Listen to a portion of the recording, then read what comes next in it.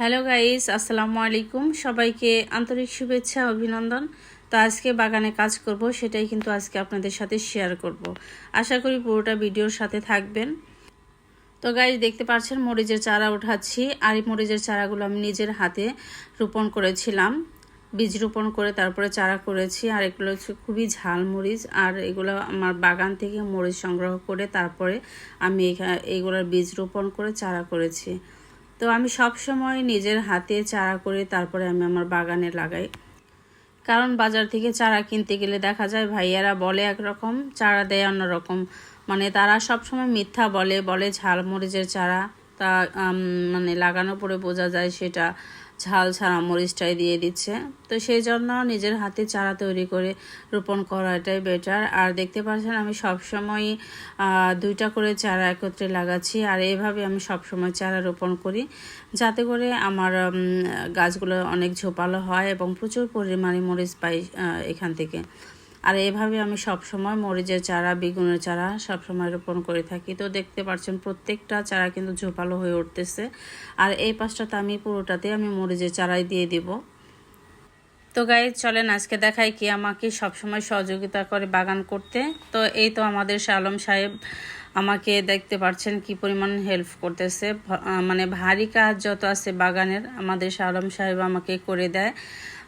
তো ওর উৎসাহ, ওর সহযোগিতায় আমি এত সুন্দর একটা বাগান করেছি। তো সেই জন্য আমি বাগানটা এত সুন্দর করে সাজাতে পেরেছি। আসলে হাজব্যান্ড পাশে থাকলে, সহযোগিতা করলে সব ধরনের কাজ করা সম্ভব হয়। তো আমার হাজব্যান্ড আমাকে সব সময় অনেক বেশি সহযোগিতা করে। আর এই বাগানটাতে অনেক পরিশ্রম করে আমার পাশাপাশি। তো আমার প্রত্যেকটা ভালো লাগা কাজের পেছনে আমার হাজব্যান্ডের অনেক সহযোগিতা পাই। তো আমাকে অনেক সাপোর্ট করে। সেজন্য আমি সব কিছুতেই উৎসাহ পাই এবং এগিয়ে যেতে পারি। আশা করি আপনারাও আপনাদের ওয়াইফদের পাশে এইভাবেই থাকবেন, যাতে যে কোনো কাজে সফলতা পাওয়া সম্ভব। আমি প্রকাশ করি আর না করি, কিন্তু আমি কিন্তু মনে মনে স্বীকার করি আমার হাজব্যান্ড আমাকে অনেক সহযোগিতা করে এবং অনেক বেশি ভালোবাসে। এটা ওর প্রতি আমার ভালোবাসা, কারণ ও আমাকে ভালোবাসে, আমি বুঝতে পারি। আর সেটা কিন্তু আমি সবসময় ওকে বুঝতে দিই না, কিন্তু আজকে কিন্তু মনের ভিতর থেকে, মনের গভীর থেকে আপনাদের সাথে সেটা প্রকাশ করছি। আসলে আপনারা এভাবে আপনাদের ওয়াইফদের পাশে থাকবেন এবং তাদের সকল কাজে সহযোগিতা করবেন এবং ভালো লাগাগুলোকে অবশ্যই প্রাধান্য দিবেন, তাহলে সংসার জীবনে অবশ্যই সুখী হওয়া সম্ভব। তো গাইস, অনেক বকবক করে ফেললাম, তো এখন কাজে আসি চলেন। তো দেখতে পাচ্ছেন আমরা বেগুনের চারা লাগাচ্ছি, আর এগুলা অনেক বড় হয়ে গেছে। আর এগুলো আমার ক্ষেত বাগানে লাগিয়েছিলাম, সেগুলো আমি এখন উঠিয়ে ছাদ বাগানে লাগিয়ে দিচ্ছি। কারণ আমার ছাদ বাগানে কিছু ড্রাম খালি যাচ্ছে, আর আমার ক্ষেত বাগানের অনেক চারা হয়েছিল, সেগুলো আমি উঠিয়ে এনেছি, যাতে আমি সারা বছর এখান থেকে বেগুন খেতে পারি। সেই জন্য আমি আর কি ছাদ বাগানে লাগিয়ে দিচ্ছি। ক্ষেত বাগানে দেখা যাবে কিছুদিন পর বৃষ্টি নামবে, আর বৃষ্টি নামলে আমার গাছগুলো নষ্ট হয়ে যাবে। সেই জন্য আমি উঠিয়ে ছাদ বাগানে লাগিয়ে দিলাম। তো এই পাশটাতে আমি মরিচের চারা দিয়ে দিয়েছি, আর ওই পাশটাতে আমি বেগুনের চারা দিয়ে দিয়েছি। আর দেখতে পাচ্ছেন সুন্দর করে আমি বাগানটাকে সাজিয়েছি, ভাগ করে ফেলেছি।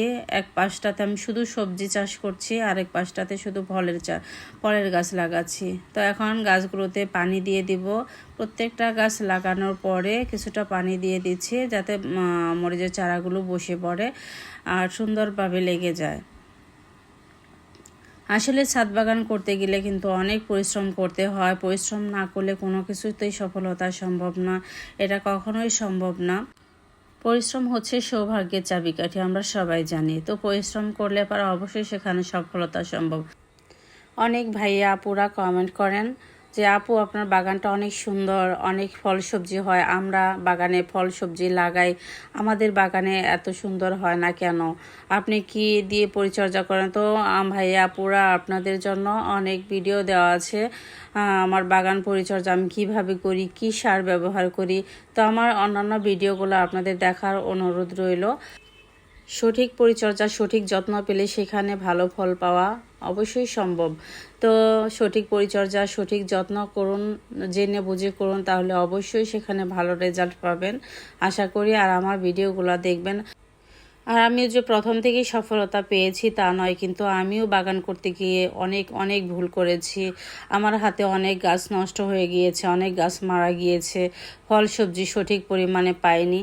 তো আমিও নানানভাবে চেষ্টা করেছি কিভাবে আমার বাগানে ফল সবজি বাড়ানো যায়, কিভাবে আমার গাছগুলোকে সুস্থ সবল রাখা যায়। সেজন্য আমি ইউটিউবে বিভিন্ন কিছু সার্চ দিয়ে দেখে দেখে আমি বাগান পরিচর্যা শিখেছি এবং বাগান করতে। তো আপনারা বাগান করতে চাইলে অবশ্যই জেনে বুঝে করুন এবং ইউটিউবে সব কিছুই পেয়ে যাবেন, সব কিছু সার্চ দিয়ে দেখুন।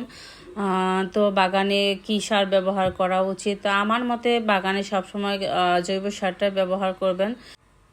তো ছাদ বাগানে জৈব সার একটু কম বেশি হলে কোনো সমস্যা নেই, কিন্তু রাসায়নিক সারটা একটু বেশি হলেই গাছের অনেক ক্ষতি হয়ে যায়। তো রাসায়নিক সারটা খুব জেনে বুঝে ব্যবহার করবেন। তো আমি আমার বাগান করতে গিয়ে বুঝেছি রাসায়নিক সার একটু মানে পরিমাপে কম বেশি হলেই দেখা যায় যে সমস্যা হয়ে যায়। তো আমি অনেক ক্ষতিগ্রস্ত হয়েছি এই বাগান করতে গিয়ে। রাসায়নিক সার দিয়ে আমি আমার অনেক গাছ মেরে ফেলেছি, অনেক ক্ষতিগ্রস্ত হয়েছি, অনেক ঝামেলায় পড়েছি। তো আপনাদের আবার বলবো রাসায়নিক সার ব্যবহার করতে অবশ্যই খুবই সতর্কতা অবলম্বন করুন। যেন তেনভাবে আপনারা রাসায়নিক সার ব্যবহার করবেন না। জৈব সারের মাধ্যমে বাগানে পরিচর্যা করুন, অবশ্যই ভালো রেজাল্ট পাবেন, ভালো ফল পাবেন, আমার মতোই বাম্পার ফলন পাবেন। তো গাছ দেখতে পাচ্ছেন পানি দিচ্ছি, প্রচণ্ড গরম। আর এই গরমে গাছকে বাঁচাতে হলে প্রতিদিন গাছে পানি দিতে হবে অবশ্যই। তো গাছের দিকে খেয়াল রাখুন, এই গরমে গাছকে বাঁচাতে হলে প্রত্যেক দিন পানি দিয়ে দিবেন এবং গাছকে গোসল করিয়ে দিবেন। এই গরমে পানির অভাব হলে গাছ কিন্তু মরে যাবে, সেজন্য গাছের দিকে সবসময় খেয়াল রাখুন। তো গাইস দেখতে পাচ্ছেন আমার বাগানটা কিন্তু বিশাল, আর এই বাগানে পানি দিতে গেলে অবশ্যই আমার হাজব্যান্ডের সহযোগিতা আমাকে নিতে হয়।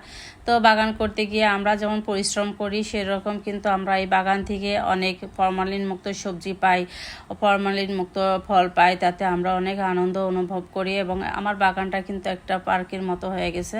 আর বিকেলবেলাটা এত ভালো লাগে বলে বোঝাতে পারবো না, খুবই ভালো লাগে। আমি বিকেলটা আসলে আমার ছাদ বাগানেই কাটাই। আর এই যে ফল ছিঁড়ে ছিঁড়ে খাচ্ছি, এতে যে কতটুকু ভালো লাগা বলে বোঝাতে পারবো না। যতটুকু পরিশ্রম করি মানে সার্থক হয়ে যায় সেই পরিশ্রমটা যখন আমি ফ্রেশ একটা ফল ছিঁড়ে খাই এবং আমার হাজব্যান্ডকে খাওয়াই, ফ্রেশ ফল সবজি পরিবারের সবাইকে খাওয়াই। তো গাইস আমার ভিডিওটা কেমন লাগলো অবশ্যই কমেন্ট করবেন, ভালো লাগলে অবশ্যই লাইক দিবেন এবং আমার চ্যানেলটিকে সাবস্ক্রাইব করে আমার বন্ধু হয়ে থেকে যাবেন, যাতে আমি আরও ভালো ভালো ভিডিও আপনাদের দিতে পারি। তো গাইস আজকের মতো বিদায় নিচ্ছি, সবাই ভালো থাকবেন। আপনাদের সাথে দেখা হচ্ছে আমার নেক্সট ভিডিওতে। আল্লাহ হাফেজ।